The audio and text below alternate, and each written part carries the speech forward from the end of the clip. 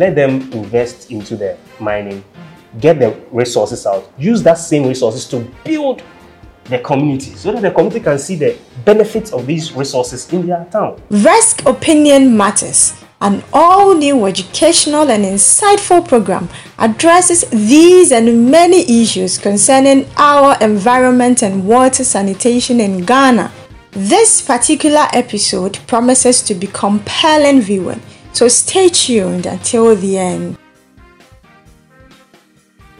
Hello, my name is Eva Patma Boache, and we are from Regional Water and Environmental Sanitation Center, Kumasi, which is situated in KN University, and we are here to talk about the issue of Galamsey in our country.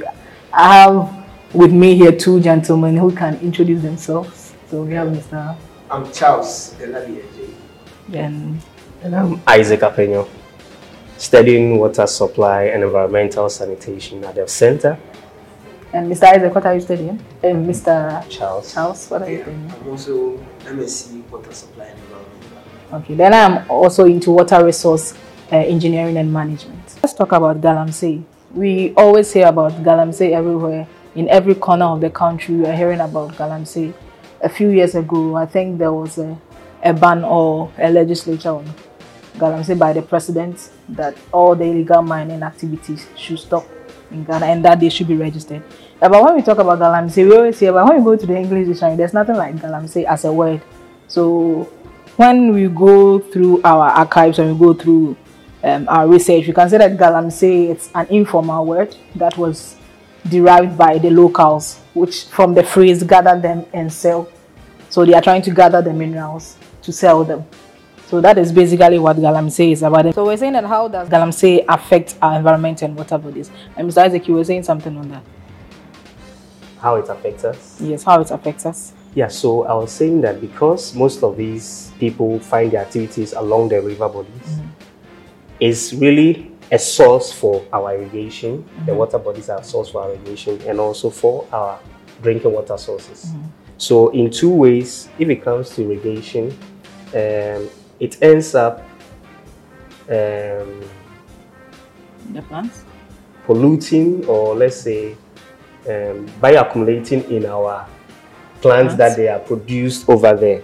So when you find most of these tuber related food stuff like yam, cassava, being grown along those or being irrigated by water from such sources, then you are sure that some of these heavy metals are definitely going to be inside. When these heavy metals find themselves in the foodstuffs are then transported all over, including Accra, northern region, where even Galamsey or illegal mining doesn't persist or is not predominant. So this menace is not just a problem for those within the mining sector, but it's a problem for the nation. Okay. When it comes to water supply, as a result of the illegal activities, the turbidity of the water tends to rise. What it means is that we need to dose more chemicals to be able to treat the water. Aside that, when you have these heavy metals also in there, the normal conventional treatment is not adequate to treat it. You need to then add tertiary treatment to it. Then you are going into the area of reverse osmosis. You are looking at desalinating the water, or you are doing ion exchange, which is quite expensive. And I don't think that is something that Ghana Water Company is equipped for. Yeah. It's not about being equipped for. It can be done, but what happens is that it becomes expensive to treat the water. Looking at all this, do you think what the president said about trying to eliminate Galamsey, do you think that can be done in Ghana? Can we truly raid Galamsey in Ghana? We cannot say that. Getting rid of Ghana, of course, it will be a difficult because we hear stories of people now really selling their cocoa farms as areas for Galamsey or protest. So I think that quite a lot of education, apart from all the things that we are doing, has to really go on, because many people who are even engaged in this Galamsey activities are in there just for maybe money or something to keep the center holding. But in effect, its effects on the nation and the entire country in the years to come are so much. People talk about us going to even, import water and all that. And sometimes when we hear these stories, it looks like they are far-fetched from us. Yeah, that's true. But indeed, if you look at some of the levels of, turbidity, levels of suspended solids in the water bodies that has to even be treated now for consumption by Ghana water, it's going to get to a place where many of the conventional treatment plants that we have now will be inadequate to remove some of these contaminants that are in the water. In that case, we are talking about adding other operational units. Or in any case, for example, I know that in many places down the water, there are places that the water treatment plant has no form of filtration units whatsoever. Straight from abstraction, they take it to sedimentation. Wow. It tells you the levels of turbidity that they were expecting at the time that these plants were I see. Now they have to deal with so much more suspended solids. Some of these plants are, as we talk now, in effect to be able to remove these things. And all these, compounds or heavy metals that are in this water that we are consuming, in a long way, it's going to affect our lifespan and every other thing. Okay, we can say that these people, those who designed this treatment plants, never projected that an activity like this would be destroying our water resources. Sure. Before you build a treatment plant, you do an analysis, water now with raw water quality. And it didn't show that this is where we were going to be. Wow. So definitely it wasn't factored into it. It was not factored in. But then if you say what can be done, whether it is possible to stop Galamsey, I think so. Because if you talk about mining, it's not only Ghana that we mine. India also mine. Okay. India mines, they have gold. And China does the same. I don't think they have it to this level that we are having here. Okay. So it's all about leadership, it's all about enforcing the laws. If we want to really do it well, yeah, we can really stop it. The other thing is that even the good side of Galamsey is that it informs us as leaders that truly the country is blessed with resources. So why don't we legalize all these small mining? Try and get investors. If they cannot do it, even try and get investors and make sure that the portion that comes to the community is not these peanuts, 10% of the revenue coming to the community. It's nothing. Okay. Get proper arrangement for investors to come in there. Let them invest into the mining. Get the resources out. Use that same resources to build the community so that the community can see the benefits of these resources in their town. We should try and regularize the mining or something. Because it means that there's money in there. The whole point that it means that there's money in there. Yeah, so if there's money in there, if you really receive money, is that how you treat it? You treat it anyhow? No. You mostly see that the youth that are indulged in these activities, and whenever you ask them why they are being they are into this activity, they'll tell you that unemployment. That is the chorus everyone is singing in this country. So if the investors come in, I don't know, the investors can also be local investors. There are people in this country who have money who would also want to invest and get returns. But the whole point is there should be government committee and government will to protect their investments and all that. If the locals come in to invest, definitely it's not the investor that's going to work there. It's the community, these youth that they are going to employ. So once investors come in and they are regular, these same people are the ones who are going to be employed. If they are not being shortchanged, they are giving them their due.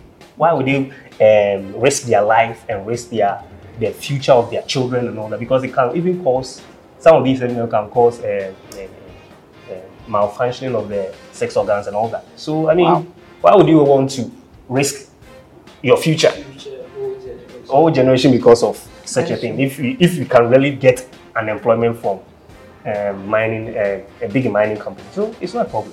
Okay. So we mostly talk about the environmental effects of Galamsey, but mind you, I think we have the health effect. It also has on the people who are working there, and plus the neighboring communities, also the indigents of the various communities where these activities are being undertaken. So can we think of some of the health effects that you think that are as a result of these activities? For one, I can think of